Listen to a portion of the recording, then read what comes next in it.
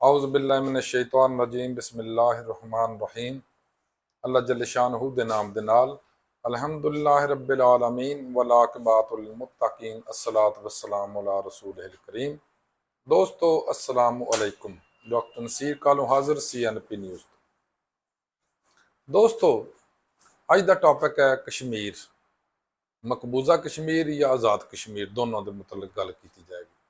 दोस्तों देखो, असी रोने सा हमेशा खप होने सा कि मकबूजा कश्मीर के अंदर इंडिया बहुत जुल्म ज्यादती बरबरीयत कर रहा, उत्थे बहुत नुकसान कर रहा, लोकल लोगों का, साढ़े मुसलमान भाइयों की तबाही ला रहा, उन्होंने नस्ल कुशी कर रहा वगैरह वगैरह। असी बहुत कुछ इल्जामात उत्ते लगाए सी, लेकिन तुसी कल का अल जजीरा का देख लो, इकोनॉमिस्ट का देख लो, या होर जिहड़े चीदा चीदा टॉपर न्यूज़ चैनल्स ने या न्यूज़ पेपर्स ने, उन्हें देखो उन्होंने दो तीन खबर इकट्ठी चल रही कि आज़ाद कश्मीर जो पाकिस्तान का वे उनके भी उही हालात ने जिस तरह आज़ाद कश्मीर, जिस तरह आज़ाद जम्मू कश्मीर के अंदर इंडिया करता सी। देखो एक जमाना सी कि इंडिया सफारतखाने जिन्ने ने बाहर के मुल्कों च, अमरीका सी, बरतानिया सी या होर वैसते सन, उत्थे जाके कश्मीरी एहतजाज करते होंगे सी कि जनाब इंडिया ये कर गया, जनाब इंडिया वो कर गया, जनाब मोदी ने यह करता, जनाब मोदी वो कर गया वगैरह वगैरह। लेकिन इंतहाई दुख की गल है कि अज उन्होंने सफारतखानों के सामने जान की बजाय वो कश्मीरी भाई साढ़े जड़े ने पाकिस्तानी सफारतखाने के सामने आके एहतजाज करते हैं। वो क्यों कर रहे हैं? दो मुख्तलिफ राय ने कि कुछ लोग साढ़े कहते हैं कि वो जनाब इंडिया के जसूस ने, कोई कहते हैं वो बेवतन नहीं है। लेकिन मैनू तो एक हैरानगी इस गल ते हुंदी आ कि साढ़े इन्हां लोगों ने मुहिबे वतन के सर्टिफिकेट तकसीम करने सन पाकिस्तान बन तो ही शुरू करते सी, ते जिन्ना चिर तक मशरकी पाकिस्तान अलहदा नहीं सी होया उन्ना चिर तक सर्टिफिकेट मशरकी पाकिस्तान यानी बंगलादेशिया भी देंदे रहे, और उस तो बाद बलोचिस्तान भी खप यही पई आ, उत्थे भी सर्टिफिकेट यही चलते जा रहे हैं, और कश्मीर च भी इस हुकूमत ने यही शुरू कर लिया।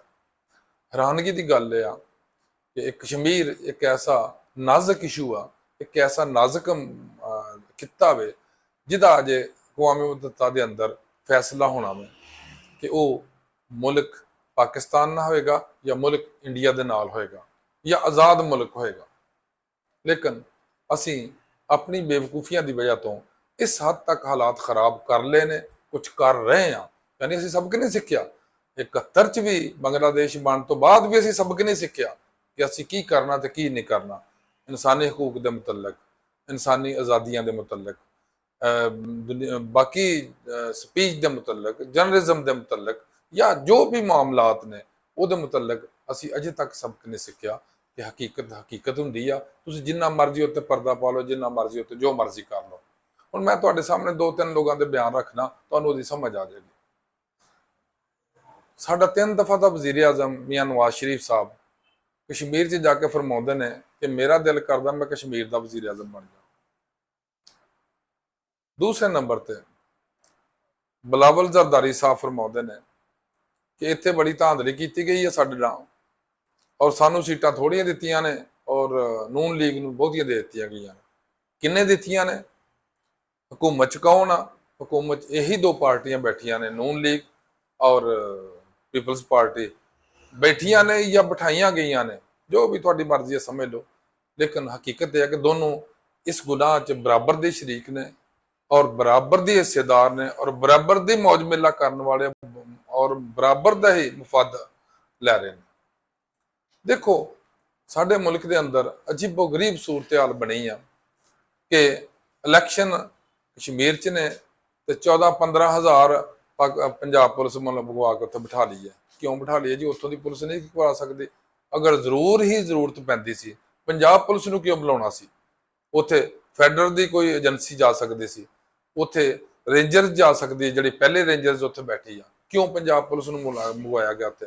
और साढ़े लोग जान बुझ के जाके जलीलो खार होंगे उत्थे, और जान बुझ के मरकज जलीलो खार करदा, क्योंकि साढ़े पंजाब पुलिस ने पहले भी तो बड़े बड़े इल्जामात इन्हां ते चलदे पे ना, CCD उत्ते ला लो या पंजाब पुलिस के उत्ते ला लो ਜਾਂ ਜਿਹੜੀਆਂ ਨਵੀਆਂ ਫੋਰਸਾਂ ਬਣਾਈਆਂ ਨੇ, ਸਾਰੇ ਉੱਤੇ ਨਵੇਂ ਇਲਜ਼ਾਮਾਤ ਲੋਕ ਲਗਾ ਰਹੇ ਨੇ ਔਰ ਇਹਨਾਂ ਨੂੰ ਹੀ ਉੱਥੇ ਭੇਜਤਾ ਤਾਂ ਕਿ ਹੋਰ ਇਲਜ਼ਾਮਾਤ ਲਗਾਏ ਜਾਣ। ਔਰ ਬੈਨ ਅਲ-ਅਕਵਾਮੀ ਸਤ੍ਹਾ ਦੇ ਉੱਤੇ ਬੈਨ ਅਲ-ਅਕਵਾਮੀ ਮੀਡੀਆ ਜਿਹੜਾ ਉਹ ਇਹਦੇ ਉੱਤੇ ਇਹਨੂੰ ਉਛਾਲ ਕੇ ਦੱਸ ਰਿਹਾ ਔਰ ਖੁਸੂਸੀ ਤੌਰ ਤੇ ਇਹ ਜਿੰਨੇ ਪ੍ਰੋਸੈਸ ਚੱਲ ਰਹੇ ਨੇ, ਜਿੰਨੇ ਕਾਰਵਾਈਆਂ ਹੋ ਰਹੀਆਂ ਨੇ, ਜੋ ਕੁਝ ਹੋ ਰਿਹਾ ਉਹ ਜਨਾਬ ਇੰਡੀਆ ਉਹਨੂੰ ਬਹੁਤ ਉਛਾਲ ਰਿਹਾ ਔਰ ਉਹਦਾ ਹੱਕ ਵੀ ਬਣਦਾ ਕਿ ਉਛਾਲੇ, ਕਿਉਂਕਿ ਸਾਡਾ ਉਹ ਦੁਸ਼ਮਣ ਹੈ। ਸਾਡੇ ਦੋਸਤ ਵੀ ਇਸ ਗੱਲ ਨੂੰ ਸਗੋਂ ਬੁਰਾ ਕਹਿ ਰਹੇ ਨੇ, ਦੁਸ਼ਮਣ ਨੇ ਤੇ ਕਹਿਣਾ ਹੀ ਕਹਿਣਾ।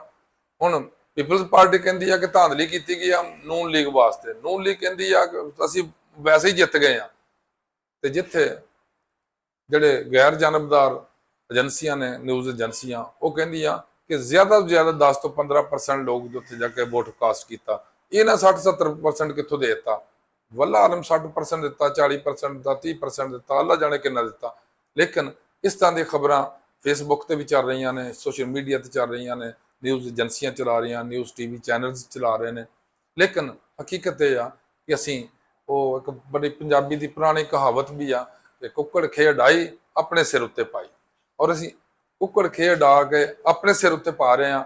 ਅਸੀਂ ਕਦੀ ਕਿਸੇ ਨੂੰ ਮੁਹੱਬਤਨ ਕਹਿ ਦਿੰਦੇ ਆ, ਉਹਨੂੰ ਜਦੋਂ ਦਿਲ ਕਰਦਾ ਅਸੀਂ ਗੱਦਾਰੀ ਦਾ ਸਰਟੀਫਿਕੇਟ ਦੇ ਦਿੰਦੇ ਆ, ਜਿਹਦਾ ਦਿਲ ਕਰਦਾ ਦੂਸਰੇ ਨੂੰ ਗੈਰ ਮੁਸਲਮ ਦਾ ਸਰਟੀਫਿਕੇਟ ਦੇ ਦਿੰਦਾ, ਕੋਈ ਕਿਸੇ ਨੂੰ ਕਾਫਰ ਦਾ ਸਰਟੀਫਿਕੇਟ ਦਿੰਦਾ, ਕੋਈ ਕਿਸੇ ਨੂੰ ਯਹੂਦੀ ਦਾ ਸਰਟੀਫਿਕੇਟ ਦਿੰਦਾ, ਵਗੈਰਾ ਵਗੈਰਾ। ਇਹ ਮੇਰੇ ਮੁਲਕ ਪਿਆਰੇ 'ਚ ਇੱਕ ਐਸਾ ਰਿਵਾਜ ਬਣ ਗਿਆ ਕਿ ਜਿਹਨੂੰ ਮਰਜ਼ੀ ਜਿਹੜਾ ਮਰਜ਼ੀ ਸਰਟੀਫਿਕੇਟ ਦਿਓ, ਕੋਈ ਪੁੱਛਣ ਵਾਲਾ ਨਹੀਂ। 2-4 ਟੰਗੇ ਜਾਣ ਆਪੇ ਸਰਟੀਫਿਕੇਟ ਦੇਣੋਂ ਹਟ ਜਾਣਗੇ। ਅੱਲਾਹ ਤਾਲਾ ਪਾਕਿਸਤਾਨ ਦੀ ਹਿਫਾਜ਼ਤ। ਅਸਲਾਮ ਵਾਲੇਕੁਮ।